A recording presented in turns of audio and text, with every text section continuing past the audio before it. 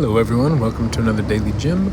Today is Wednesday, October 30th, 2024, and I hope you can hear me. I'm in the airport. What I want to talk about today is how I believe conflict avoidance leads to poverty. So, I was in the store earlier today because I am traveling back to Kenya. And I was in the US and I was going shopping because there are a lot of things that you can buy here that are cheaper and just more options. And so I was in the store looking for some things, and I just thought, wow, we seem to have a product to solve almost every problem. Okay, not every problem, right? Because I'm annoyed with this idea that COVID's still around because we haven't solved indoor air quality problems. But we seem to come up with a lot of solutions to solve a lot of problems and resolve a lot of conflicts for people. And I was thinking, maybe that's the essence of poverty, is that being in a place where people don't resolve a lot of the conflicts, but rather avoid them, pretend that they don't exist. And if you think about places that maybe avoid the conflict or just don't resolve them, like the extreme examples are war. I mean, this is conflict has got so bad that people are literally killing each other over it. It means that the conflict has escalated to such a level that people don't think it can be resolved with a conversation or with something smaller. And while not every place is at war, I do think that in some countries, some cultures, and some communities, there can be a lot of unresolved conflict where people don't communicate what's going on. People just avoid it and pretend that there's no conflict, and the conflict eventually bubbles up and bubbles up. I remember running a conflict resolution project in Europe. Actually, I'm wearing the shirt right now, Make Music Not War. And one of the participants said he realized that if we don't express how we're feeling, eventually it can come out in very violent ways. And so conflict avoidance, emotional avoidance, I think can really bubble up to the point where we have to start paying attention. And at that point, it can be really loud. It can be really violent.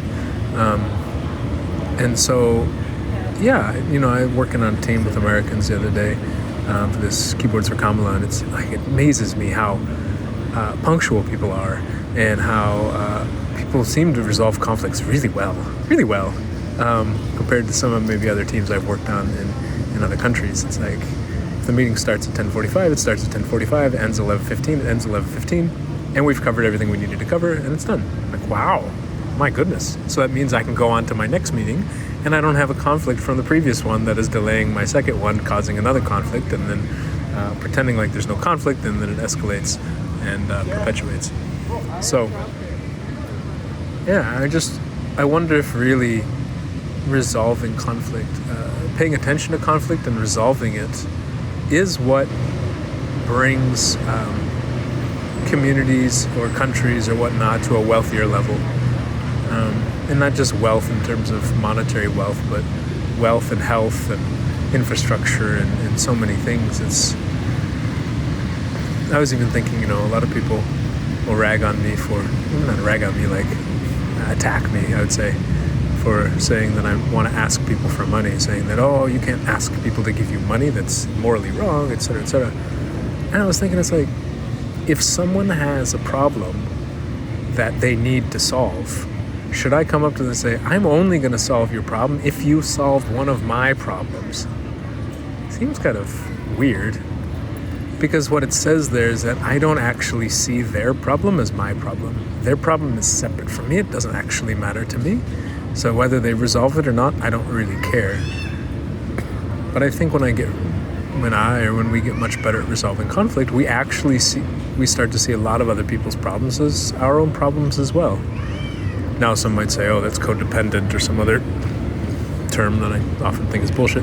But yeah, I don't think we have to see everyone else's problems as our own, but have care and compassion for the person, or at least want to not say, almost like, well, I'm only going to help you if you help me. It sounds really,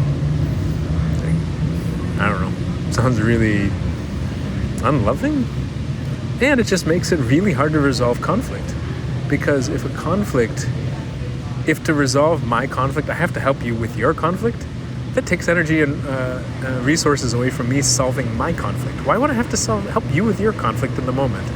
Why can't we be on the same team fighting against the same conflict, trying to resolve the same conflict? So I think that's where, it's a little thing. My family friends dropped me off at the airport today and gave me some snacks, and she had baked some brownies. I was like, oh, that's so sweet. And I thought about it. It's like maybe in her mind, she's like, okay, he's going to be hungry. Maybe he wants a snack on the plane that's not just plain food. Here, I already baked these brownies. Here, he can have a few brownies. Who knows? Or maybe she baked them specifically for this. I doubt it. But even if she did, I'd be blown away. But that takes a certain awareness of other people's conflicts and almost a certain identification with other people's conflicts, that we're on the same team and this is our conflict. It's not your conflict, it's our conflict. This is not your problem, it's our problem, and how do we resolve it together? And so I just think I don't like saying I'm going to solve your problem only if you solve my problem in the moment. If you don't solve a big enough problem of mine, then I'm not going to help you. Why would I help you?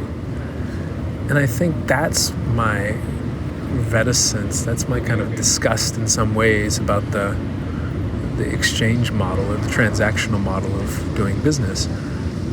And it's not to say that, okay, that's better than stealing from each other and completely ignoring the other person's problem and saying, I don't care about your problem at all. I only care about my problem, and so I'm going to steal something from you. I don't care if it causes you more problems, because for me, my problem is the most urgent. It's the highest priority.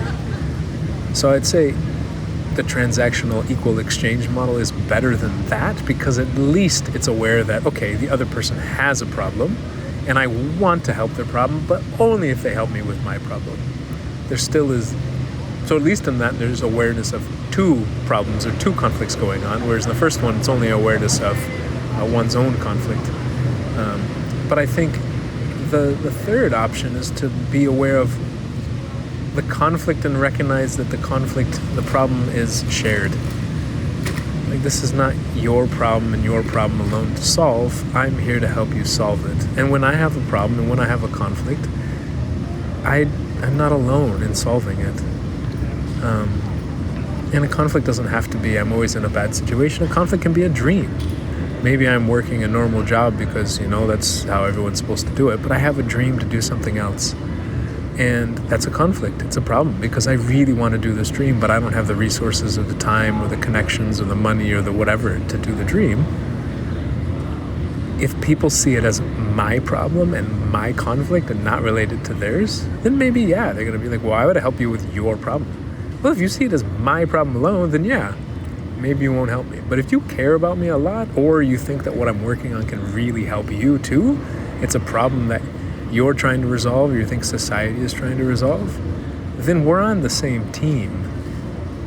So, just really reflecting on that today before I board this flight. Just how, I think the epitome, like the top level of resolving conflict is seeing my conflict as like our conflict, and seeing other people's conflict as our conflict, and dancing between the two, wanting to help you but not wanting to sacrifice myself too much, but also wanting you to help me but not to sacrifice yourself too much, because we have a multitude of conflicts that are happening all the time. And I just don't really like if you could help me with a conflict and you say, well, I'm only going to help you if you help me in this immediate moment at this level of conflict. Like, okay, so you don't really want to help me solve my conflict, do you? You don't see it as a mutual problem. Got it. But vice versa too. And so that's probably why I won't run out of money or run out of resources, because I see a lot of people's conflicts and problems as shared conflicts and problems. I see them hurting, I see them in pain, and I think this is what Dalai Lama would call compassion, of seeing somebody else in pain and wanting to relieve the pain because we feel the pain too. Anyways, that's it for today. I will have another one tomorrow, and I'll be, in Amsterdam or Nairobi or somewhere. Talk to y'all soon.